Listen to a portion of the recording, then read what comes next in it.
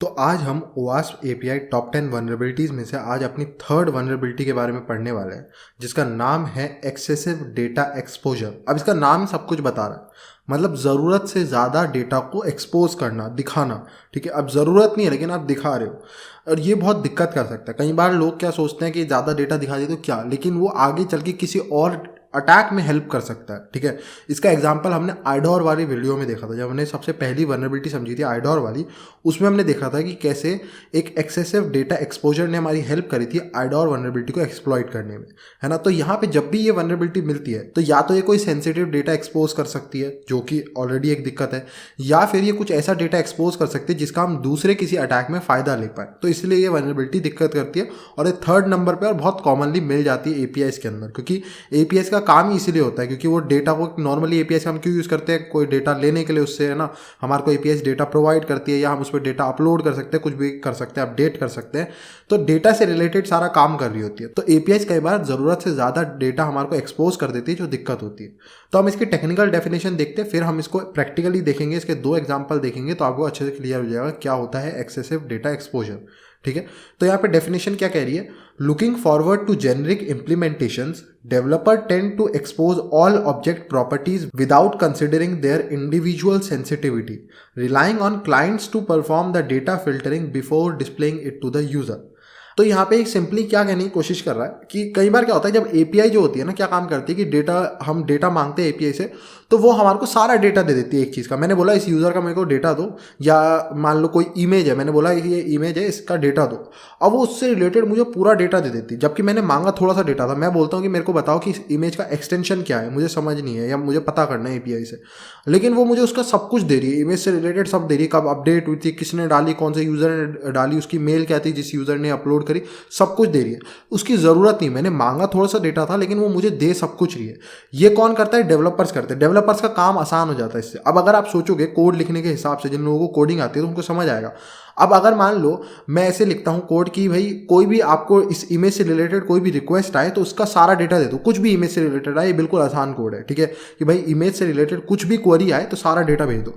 अब इमेज से रिलेटेड अगर मैं बोलूँ स्पेसिफिक क्वेरी आए कि भाई अगर वो एक्सटेंशन मांग रहा है सिर्फ एक्सटेंशन दो, अगर वो नाम पूछ रहा है सिर्फ नाम दो, अगर वो ईमेल पूछ रहा है सिर्फ ईमेल दो, तो इसके लिए बहुत सारी कंडीशंस लगानी पड़ेगी। इफ़ अगर उसने ईमेल मांगी तो सिर्फ ईमेल दो, तो डेवलपर्स का काम बहुत बढ़ जाता है। तो डेवलपर ये नहीं चाहते, डेवलपर ये चाहते हैं कि भाई मेरा काम सस्ते में हो जाए, अच्छे से हो जाए, ईजिली हो जाए। तो वो क्या काम करते हैं कि भाई कोई भी इंफॉर्मेशन मांग रहा है सारी इंफॉर्मेशन दे दो, उसका काम है वो कैसे हैंडल करेगा। तो इसके लिए कई बार वो क्या काम करते हैं, क्लाइंट साइड पे रिलाई करते हैं। क्लाइंट साइड में जावास्क्रिप्ट का कोड लिख देंगे कि भाई मैं इतनी सारी इंफॉर्मेशन भेज रहा हूँ, आपको जो जो चाहिए वो अपने आप छांट के डाल दो, वेबसाइट पे दिखाओ खाली। अब इसमें दिक्कत ये है कि अगर आप ब्राउजर में देखोगे तो ये बिल्कुल सही है, कोई दिक्कत नहीं है, लेकिन जब हम बर्ब स्वीट में इस रिक्वेस्ट को देखेंगे तो बर्ब स्वीट में रॉ रिस्पॉन्स दिखेगा, उसमें जावास्क्रिप्ट ने अभी तक कोई फिल्टरिंग नहीं करी होगी। तो जितना भी रिस्पॉन्स हमारे को आया होगा सारा एपीआई की तरफ से, वो सब हमारे को दिखेगा विदाउट फिल्टरिंग, और उसमें हमारे को सब कुछ दिख जाएगा, जितना हमने मांगा उससे ज़्यादा डेटा हमारे को दिख जाएगा, जो कि वनरेबिलिटी होती है एक्सेसिव डेटा एक्सपोजर। अब जिन लोगों को अभी भी समझ नहीं आया, मैं प्रैक्टिकली दिखाता हूं, तब आपको समझ आएगा यहाँ पे कि मैं क्या कहने की कोशिश कर रहा हूं। तो मैं हूं बर्ब स्वीट के प्रॉक्सी के अंदर और इंटरसेप्ट के अंदर, और यहाँ पे आके आप कर दो ओपन ब्राउजर। ब्राउजर को ओपन कर लो, इसी के ब्राउजर में हम सारा काम करेंगे। अब ब्राउजर के अंदर आने के बाद यहाँ पे आप लिख दो 127.0.0.1। ठीक है, और यहाँ पे हम दे देंगे पोर्ट 8888 CR API का। मैं एज्यूम करके चल रहा हूँ कि आपने CR API का डॉकर रन कर रखा है ऑलरेडी, तभी CR API ओपन होगा।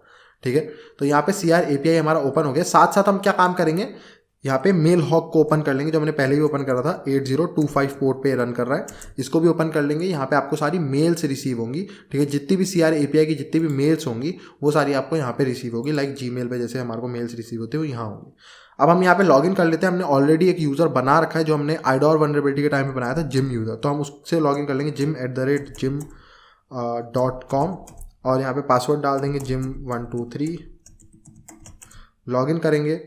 लॉगिन करने के बाद ये बिल्कुल बेसिक पेज है, जो हमने यहाँ पे अपनी व्हीकल ली थी, इनसे खरीदी थी, वो यहाँ पे हमारी दिखा रहा है। हम मैकेनिक को बुला सकते हैं, सब कुछ काम कर सकते हैं। ठीक है, अब सबसे पहला एक्सेसिव डेटा एक्सपोजर की जो वनरेबिलिटी है वो आप ऑलरेडी डिस्कवर कर चुके हो आइडोर वनरेबिलिटी में। अगर मैं कम्युनिटी पे क्लिक करता हूँ, ठीक है, अब आप ध्यान से देखना, जैसे यहाँ पे है पोस्टेड बाय हेल्थ सेंटर। ठीक है, टाइटल है इस पोस्ट का चेक। ठीक है, उसने क्या लिखा है, हेलो लिखा है, और इसने यहाँ पे दिखा रहा है, और पोस्टेड ऑन डेट वगैरह दिखा रहा है कि कब पोस्ट हुआ है। ठीक है, यहाँ पे सब कुछ दिखा रहा है ये।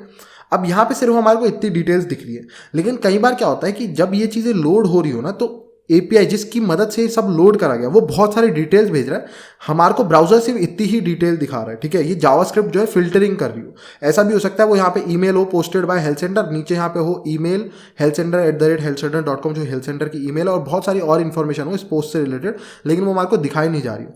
लेकिन अगर मैं सेम रिक्वेस्ट को बर्बस्वीट पे देखूंगा तो वहाँ जावास्क्रिप्ट ने कोई फिल्टरिंग नहीं करी होगी, तो जितना भी API से डेटा आया होगा वो सब मुझे दिखेगा, ठीक है। तो हमेशा हर रिक्वेस्ट को जो आपको यहाँ पे दिख रही हो ना, जरूरी नहीं है उस पर पूरा भरोसा करना है, ठीक है। कई बार जो चीज़ें दिख रही होती है वही नहीं होती, कुछ चीज़ें छुपी हुई भी होती है जो हमारे को बर्बस्वीट दिखा सकता है। तो मैं सेम रिक्वेस्ट को बर्बस्वीट पे देखूंगा। तो बर्बस्वीट पे आने के बाद मैं जाऊंगा HTTP हिस्ट्री के अंदर, और यहाँ पे मैं सबसे पहले क्या काम करूंगा, जो CR API है ना 8888 वाला पोर्ट वाला, इस पर राइट क्लिक करेंगे, ऐड टू स्कोप करेंगे, ठीक है।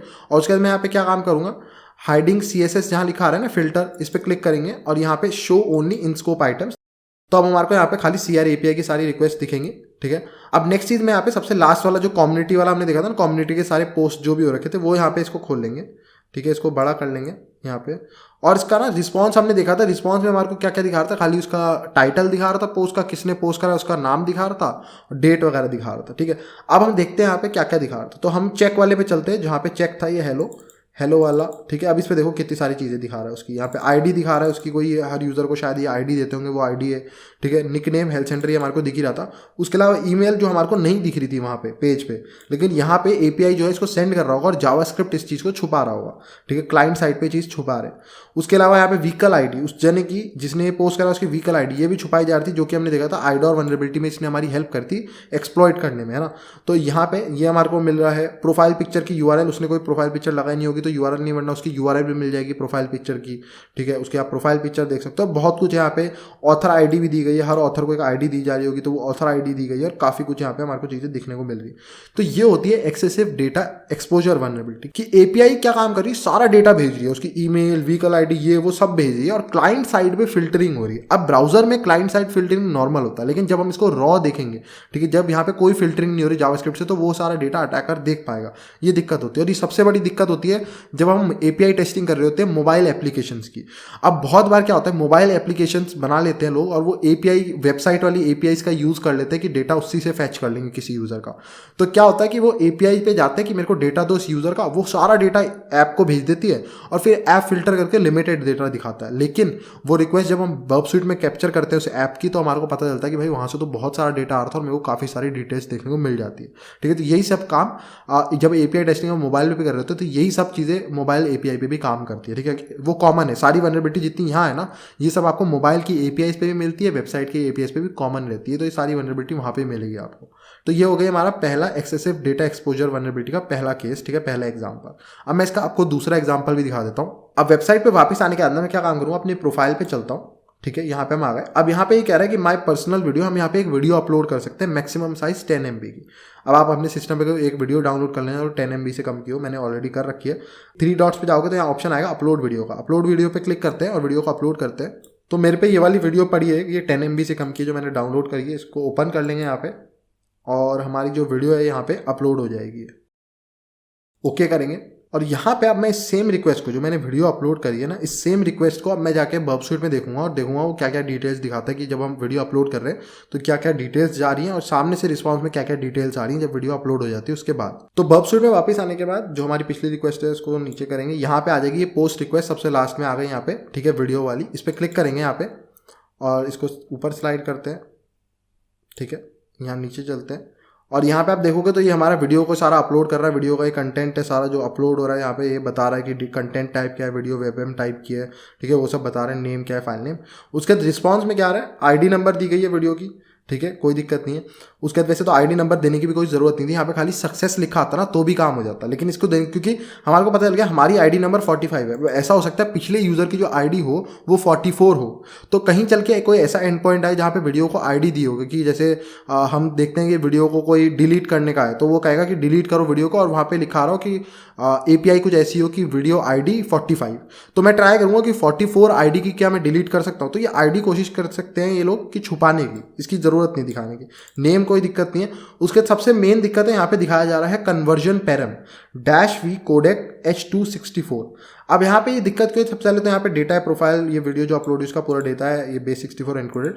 अब यहाँ पे एक और एक्सेसिव डेटा एक्सपोजर की वनरेबिलिटी ये वाली, जिसको देने की कोई जरूरत नहीं थी। अब यहाँ पे खतरनाक इसलिए है, पहली बात तो इसको देख के ऐसा लग रहा है कि ये कोई कमांड है, ठीक है, जैसे कोई कमांड ये रन कर रहा होगा, कन्वर्टर लेट्स से ऐसे समझते हैं, कन्वर्टर -v कोडेक H264। तो अब आपको पता चल रहा है कि यहाँ पे कोई कमांड रन कर रहा है ना। तो हम कोई ऐसा वनरेबिलिटी ढूंढ सकते हैं कि इसमें हम अपना आगे इंजेक्ट कर पाए, कुछ जैसे and who am I equals to, है ना, कुछ ऐसा अपलोड कर पाए या कुछ कर पाए।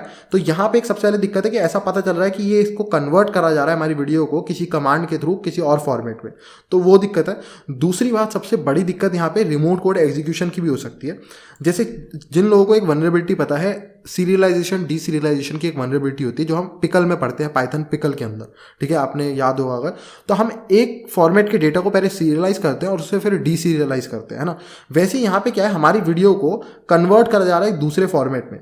अब लेट से ये जो कोडेक है जो यूज करा जा रहा है कन्वर्जन के लिए H264, इसमें एक वनरेबिलिटी निकलती है रिमोट कोड एग्जीक्यूशन की, कि अगर आप एक पर्टिकुलर तरह की वीडियो को बनाते हो, क्रिएट करते हो, जिसके अंदर एक कमांड लिख देते हो, ठीक है, तो जब वो इस फॉर्मेट में कन्वर्ट होगी वीडियो H264 में, तो वो कमांड एग्जीक्यूट हो जाएगा, ठीक है।